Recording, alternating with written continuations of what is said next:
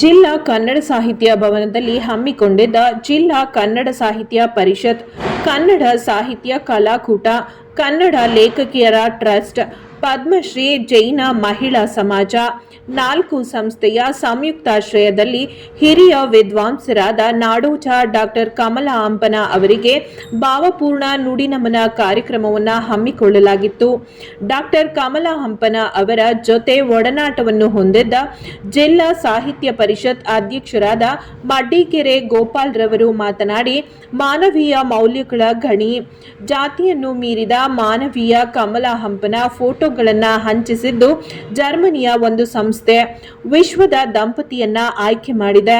3 ಗಂಟೆಯ ಕಾಲ ಸತತವಾಗಿ ದೇಶದ ಪರಂಪರೆ, ನಾಡಿನ ಬಗ್ಗೆ, ಸಾಹಿತ್ಯದ ಬಗ್ಗೆ ಮಾತನಾಡಿದ್ದು, ಧರ್ಮ ಬೇರೆ, ಧಾರ್ಮಿಕ ಬೇರೆ, ಜಾತಿ ಬೇರೆ, ಜೈನ ಧರ್ಮದ ತ್ಯಾಗ ಮತ್ತು ಧಾರ್ಮಿಕದ ಬಗ್ಗೆ 6 ವರ್ಷ ಇವರ ಸುತ್ತಿದ್ದೇನೆ ಎಂದು ಹಂಪನ ನಾಗರಾಜರವರು ಹೇಳುತ್ತಿದ್ದರು ಎಂದರು.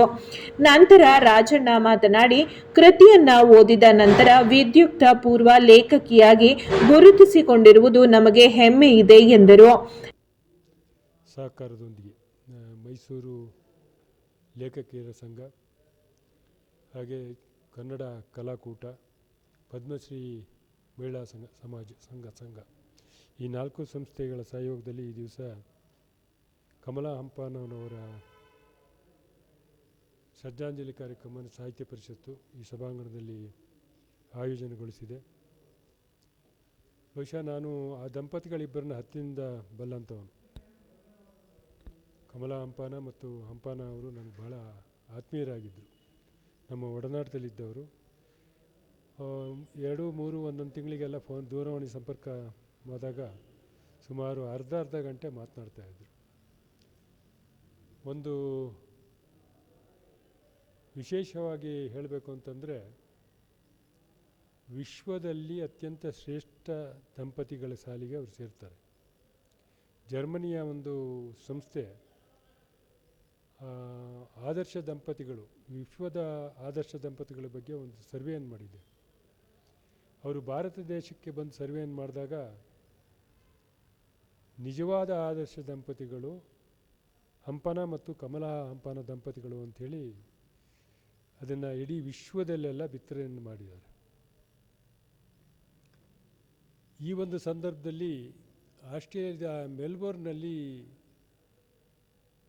ಅವರ ಭಾವಚಿತ್ರವನ್ನು ಎಲ್ಲೋ ಒಂದು ಕಡೆ ಪ್ರದರ್ಶನಕ್ಕೆ ಹಾಕಿರ್ತಾರೆ. ವಿಶ್ವದ ಶ್ರೇಷ್ಠ ದಂಪತಿಗಳು 5 ದಂಪತಿಗಳ ಸಾಲಿನಲ್ಲಿ ಇವರು ಒಬ್ಬರು ಅಂತೇಳಿ. ಅದು ಯಾವ ಭಾಷೆಯಲ್ಲಿ ಇತ್ತೋ ಗೊತ್ತಿಲ್ಲ. ಅಲ್ಲಿ ಒಬ್ಬರು ನಮ್ಮ ಕರ್ನಾಟಕದವರು ನನ್ನ ದೂರವಾಣಿ ಮೂಲಕ ಸಂಪರ್ಕ ಮಾಡಿ ಈ 2 ಫೋಟೋಗಳನ್ನೆಲ್ಲ ಹಾಕಿದ್ದಾರೆ, ಅದು ಬೇರೆ ಯಾವುದೋ ಒಂದು ಭಾಷೆಯಲ್ಲಿದೆ, ಬಹುಶಃ ಜರ್ಮನಿಲಿತ್ತು ಅಂತ ಕಾಣಿಸುತ್ತೆ. ಇದು ಏನಕ್ಕೆ ಹಾಕಿದ್ದಾರೆ ಅಂತ, ಏನು ತೀರ್ಕೊಂಡಿದ್ದಾರೆ ಅಂತ ಕೇಳಿಬಿಡ್ತಾರೆ ಅವರು. ಇಲ್ಲ ನಾನು ದಿನಂಪ್ರತಿ ಮಾತಾಡ್ತಾ ಇರ್ತೇನೆ ಅಂಥೇಳಿ ಹಂಪನ ಅವರಿಗೆ ಫೋನ್ ಮಾಡಿದೆ.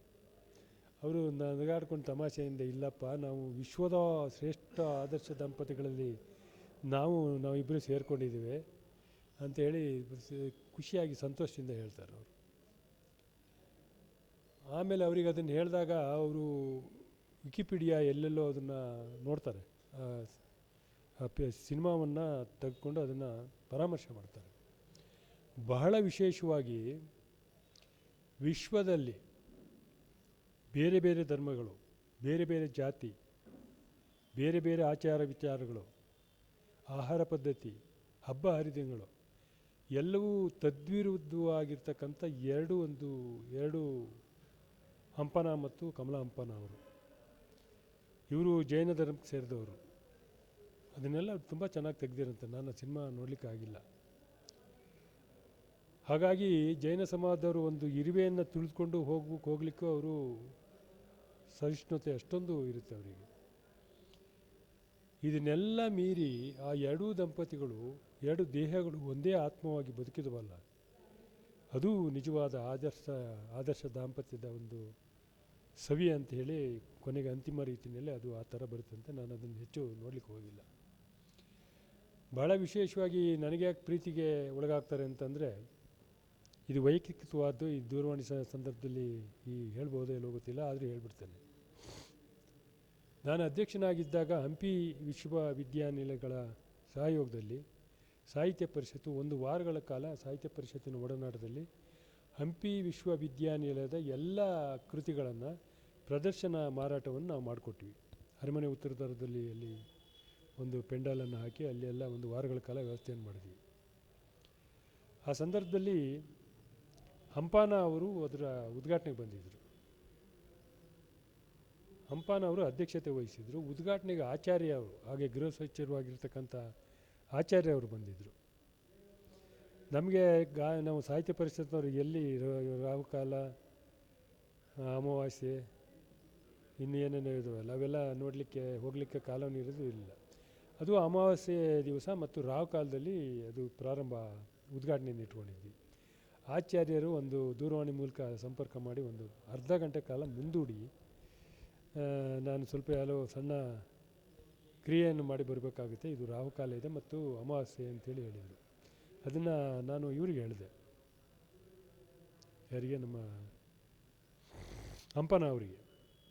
ಹಂಪನ ಅವರು ಆ ಸ್ನಾನ ನಾನು ಇಲ್ಲೇ ಮಾಡ್ತೇನೆ, ಒಂದು ಲೋಟ ನೀರು ಕೊಡಿ ಅಂತೇಳಿ ಎಲ್ಲ ಇದಕ್ಕೆಲ್ಲ ಭಾರಿ ಸುಲಭ, ಅದು ಎಲ್ಲ ಪರಿಹಾರ ಆಗುತ್ತೆ ಅಂತೇಳಿ ತಲೆ ಮೇಲೆಲ್ಲ ತಗೊಳಿಸ್ಕೊಂಡು ಏನೋ ಒಂದು ಶಾಸ್ತ್ರದ ರೀತಿಯಲ್ಲಿ ಮಾಡಿದರು. ಇದು ನಾನು ಸುಮ್ಮನೆ ತಮಾಷೆ ಮಾಡಿದೆ. ಈ ಕಾರ್ಯಕ್ರಮ ಏನು ನಾಳೆ ನಿಂತೋಗ್ಬಿಡುತ್ತು, ಯಾಕೆ ರಾವು ಕಾಲದಲ್ಲಿ ಮಾಡ್ತಾಯಿದ್ದೀವಿ, ಅಮಾವಾಸ್ಯೆ ನಗಾಡ್ಕೊಂಡು ಒಂದು ತಿಂಗಳು ನಡೆಸಪ್ಪ ಚೆನ್ನಾಗಿ ನಡೆಯುತ್ತೆ ಅಂತ ಹೇಳಿ ತುಂಬ ಒಂದು ವಾರಗಳ ಕಾಲ ತುಂಬ ಸುಮಾರು